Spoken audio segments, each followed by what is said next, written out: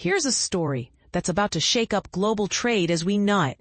The United States just declared economic war on any country that dares support cleaner shipping standards. In what might be the most aggressive climate policy reversal yet, the Trump administration delivered a stunning ultimatum to the world on Tuesday. Through a joint declaration from Secretary of State Marco Rubio, Commerce Secretary Howard Lutnick, Energy Secretary Chris Wright, and Transportation Secretary Sean Duffy, America essentially told the global community, side with environmental regulations, and we'll make you pay. The target?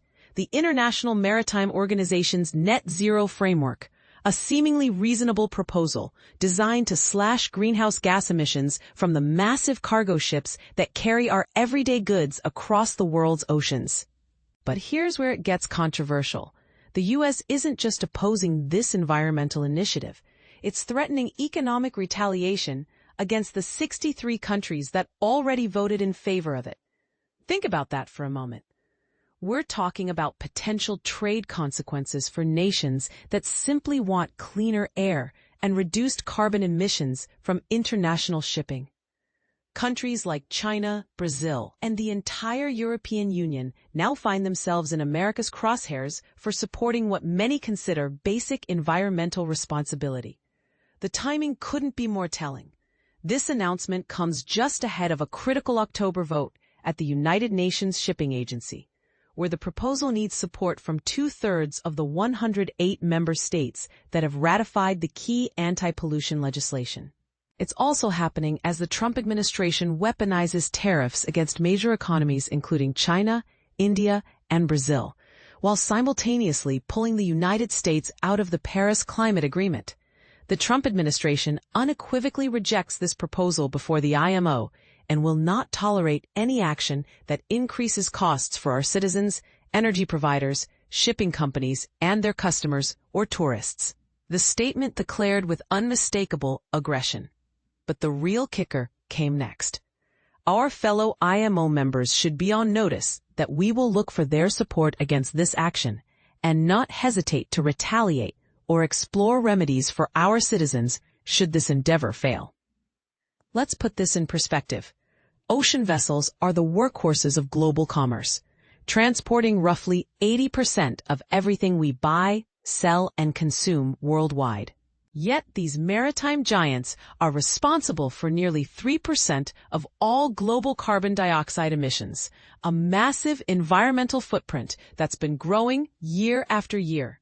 Environmental groups and investors have been pushing the shipping industry toward cleaner operations, and many major companies have already committed to achieving net zero emissions by 2050. And this is the part most people miss. The United States walked away from these negotiations back in April, becoming one of only 16 countries to vote against the framework when 63 nations supported it. Now, facing the possibility that the October vote might succeed despite American opposition, the administration is essentially trying to intimidate other countries into changing their stance. The World Shipping Council, representing industry giants like Maersk and Wallenius Wilhelmsen, has remained notably silent on this latest development. Their reluctance to comment speaks volumes about the awkward position this puts the private sector in, caught between environmental commitments they've already made and political pressure from one of the world's largest economies. But here's what makes this situation even more complex. Many shipping companies are actually asking for these regulations. They want governments to level the playing field by imposing fees on polluting fossil fuels, which would help offset the higher costs of cleaner green fuels. In other words, the industry itself recognizes that voluntary measures aren't enough. They need regulatory support to make the transition economically viable. This latest move fits perfectly with the broader Trump administration strategy of using economic leverage to reshape international agreements. We've seen this playbook before with climate accords, and now we're witnessing it applied to maritime environmental standards. The administration is also simultaneously pressuring countries in UN negotiations over plastic pollution, warning that America won't support any agreement that actually restricts plastic production or bans harmful chemicals. So here's the million-dollar question that nobody in Washington seems willing to address. If the world's largest economy can simply threaten its way out of environmental responsibilities, what does that mean for global cooperation? What message does that send to developing nations trying to balance economic growth with climate action? Are we essentially telling the world that protecting the environment is optional if you're powerful enough to ignore the consequences? And this is where it gets really controversial. Supporters of the administration's stance argue that these environmental regulations are just disguised trade barriers that will ultimately hurt American consumers through higher shipping costs. They claim that unilateral climate action puts U.S. businesses at a competitive disadvantage, while countries like China continue to prioritize economic growth over environmental protection.